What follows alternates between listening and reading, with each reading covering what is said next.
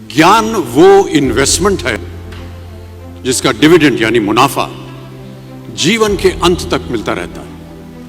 मैं ऐसा मानता हूं कि एक सामान्य जिंदगी जीने के लिए इंसान को रोटी कपड़ा और मकान के अलावा अगर किसी चीज की सबसे ज्यादा जरूरत होती है तो वो है शिक्षा, एजुकेशन। आपके पास यदि धन है तो आप उसे गोल्ड में कन्वर्ट कर सकते हैं। धन हो या सोना, दोनों के कम होने का या खो जाने का डर हो सकता है, पर यही धन को अगर हम नॉलेज में कन्वर्ट करते हैं तो वो कभी कम नहीं होगा और ना ही उसकी चोरी हो सकती है। देखिए, जीवन में मुझे बहुत सी बातों ने प्रभावित किया है। मेरे ये अनुभव सुनने में शायद साधारण लगे, पर इनमें छिपा सार असाधारण है, अनमोल है।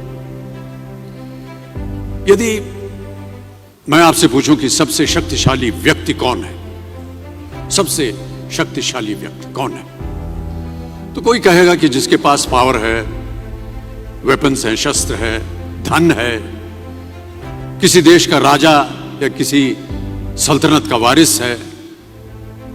मेरा ऐसा मानना है कि वेपन्स, मनी किसी को पावरफुल नहीं बनाते, या अगर बनाते भी हैं तो कुछ समय के लिए ही बना पाते हैं।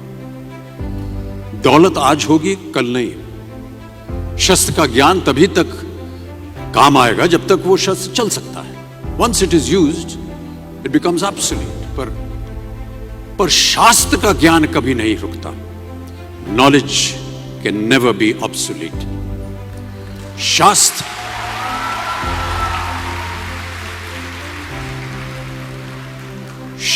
ज्ञान शस्त्र ज्ञान से ज्यादा असरदार, प्रभावशाली और शक्तिशाली होता है।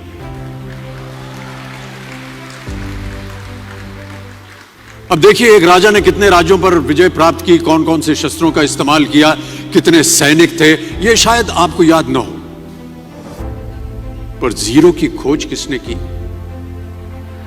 बल्ब का आविष्कार किसने किया, राष्ट्रगान किसने लिखा, ओथेलो मैकबेथ की रचना किसने की, ये आपको जरूर याद रहेगा।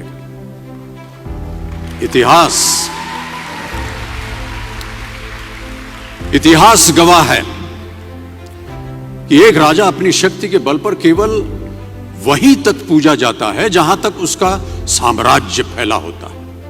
वो केवल अपनी प्रजा का प्रिय होता है, पर अपने ज्ञान की कीर्ति फैलाने वाले Albert Einstein, William Shakespeare, Rabindranath Tagore सिर्फ अपनी जन्मभूमि में ही नहीं बल्कि पूरे विश्व में पूजे जाते हैं। संपूर्ण मानव जाति के लिए वो प्रेरणा स्रोत बनते हैं। ज्ञान का धनी व्यक्ति हमेशा ही सम्मान और आदर योग्य होता है, क्योंकि ज्ञान वो कवच है, वो शील्ड है जो आपके जीवन में आने वाली कठिनाइयों से आपकी रक्षा करेगा। फिर किसी भी शस्त्र की आपको आवश्यकता नहीं होगी। दो चीजें इंसान यदि अपने जीवन में एक बार सीख लेता है तो वो उसे कभी भूलता नहीं। एक है तैरना, स्विमिंग, दूसरा है साइकिल चलाना। सालों बाद भी अगर आप इन क्रियाओं को करेंगे तो कभी भी इस बात की चिंता नहीं होगी कि आपको स्विमिंग करना या साइकिल चलाना याद है कि नहीं। You will confidently do it. काश कि हम पढ़ाई भी इसी नजरिए के साथ करें, that when you will chase knowledge, numbers will always follow. देखिए, महाभारत में जब गुरु द्रोणाचार्य ने एकलव्य को अपना